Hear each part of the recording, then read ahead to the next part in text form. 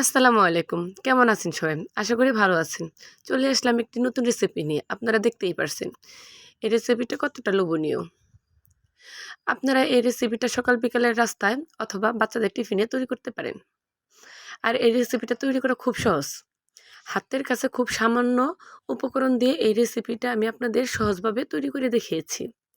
আপনারা যদি বাসায় ট্রাই করেন তাহলে অবশ্যই এই রেসিপিটা সুন্দর করে বানিয়ে নিতে পারবেন। দেখতেই পারছেন রেসিপিটা কতটা লোভনীয় হয়েছে।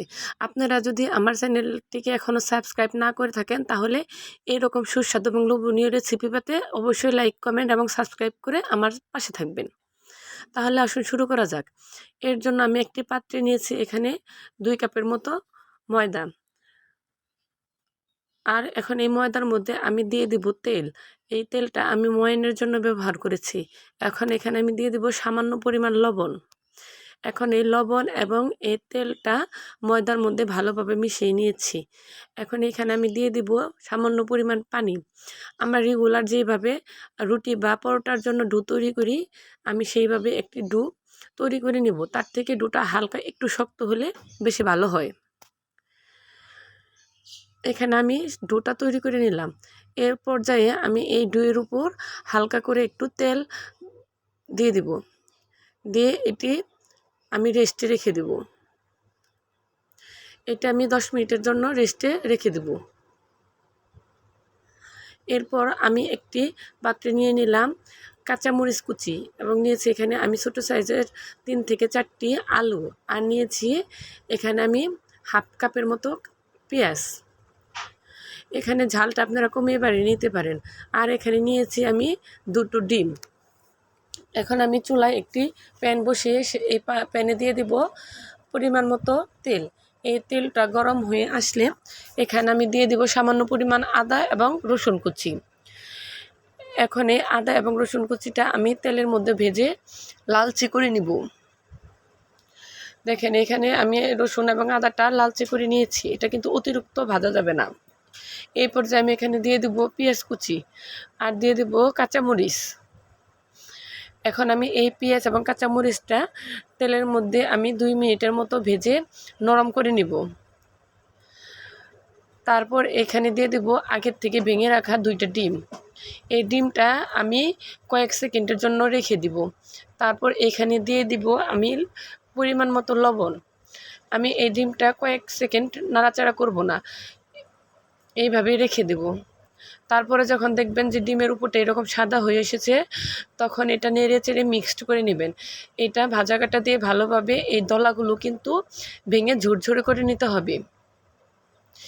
এটা একটু এই ঝুরঝুরেটা কিন্তু মিডিয়াম আঁচে করতে হবে। তারপর এখানে আমি দিয়ে দিব আগের থেকে সিদ্ধ করে রাখা আলু। এই আলুটাও আমি ভালোভাবে মিক্সড করে নেব। এরপর এখানে আমি দিয়ে দিব হলুদের গুঁড়ো। হলুদের গুঁড়োটা একটু নেড়েচেড়ে আমি ভেজে নেব। একটু ভেজে নেওয়ার পর এখানে আমি দিয়ে দিব জিরার গুঁড়ো। এই জিরার গুঁড়োটাও আমি ভালোভাবে নেড়েচেড়ে একটু ভেজে নিব। তারপর এখানে আমি দিয়ে দিব হাফ কাপের মতো পানি। এই পানি দিয়ে আমি সমস্ত উপকরণ ভালোভাবে নেড়েচেড়ে ভেজে নিব।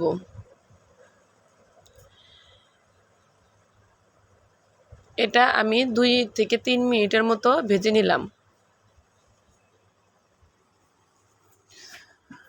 দেখেন 2 থেকে 3 মিনিট ভেজে নেওয়ার পর এইটা এরকম হয়েছে। এই পর্যায়ে আমি এই পুরটা নামিয়ে নিব। এখন আমি এরপর আমি আগে থেকে রেস্টে রাখা ময়দার ডোটা নিয়ে নিব। ময়দার ডোটা নিয়ে আমি ভালোভাবে এটা একটু ডলে নিব। ডলে একটি লেচির মতো তৈরি করে নিব। এটা ভালোভাবে একটু ডলে নিয়ে আমি সামান্য পরিমাণ আটা নিয়ে নিব। আটা নিয়ে আমি রেগুলার যে রুটি তৈরি করি সেই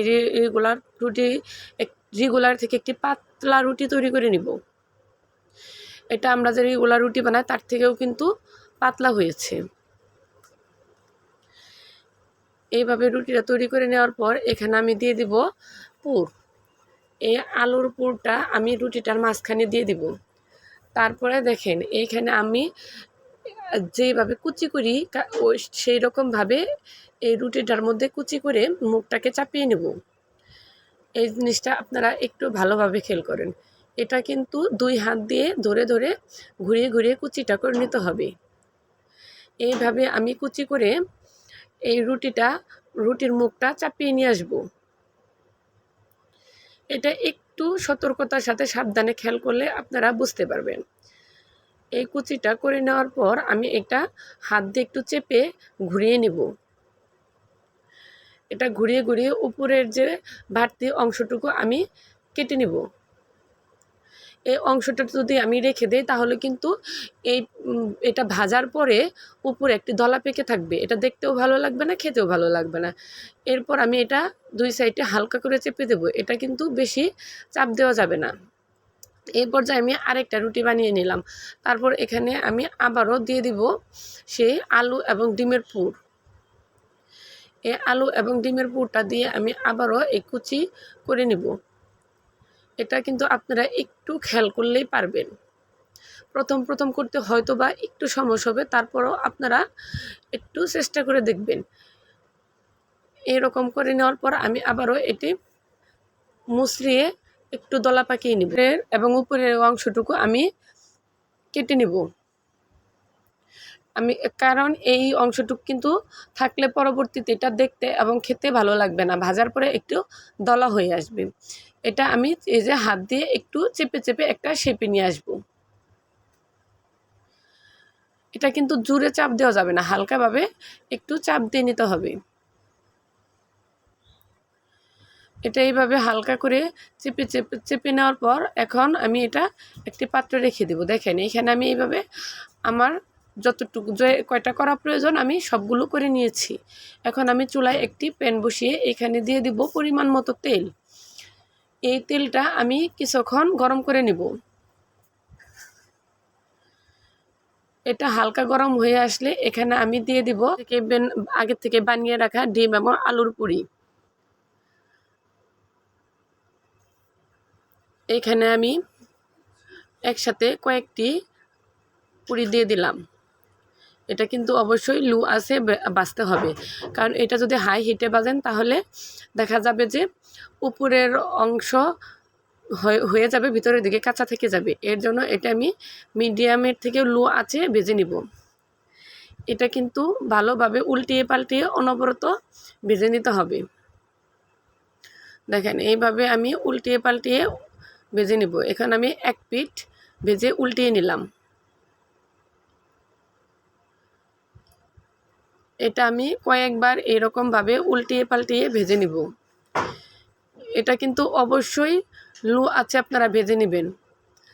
এটা লো আছে ভাজলে ভিতরের দিকেও হয়ে যাবে এবং উপরের দিকে সুন্দর একটি কালার আসবে। দেখেন এটা আমি লো আছে উল্টিয়ে পাল্টিয়ে ভেজে নিয়েছি। আমার এই পুরির কালারটা কতটা সুন্দর এবং দেখতে কতটা লোভনীয় লাগছে। এইভাবে আপনারা বাসায় চাইলে ঝটপট এই রেসিপিটা তৈরি করতে পারেন। আপনারা বাসায় অবশ্যই এই রেসিপিটা ট্রাই করে আমাকে অবশ্যই কমেন্ট করে জানাবেন যে কেমন হয়েছে। আপনারা যদি বাসায় এটি তৈরি না করেন তাহলে কিন্তু বুঝতে পারবেন না এই রেসিপিটা কতটা টেস্টি হয়। তাহলে সবাই ভালো থাকবেন।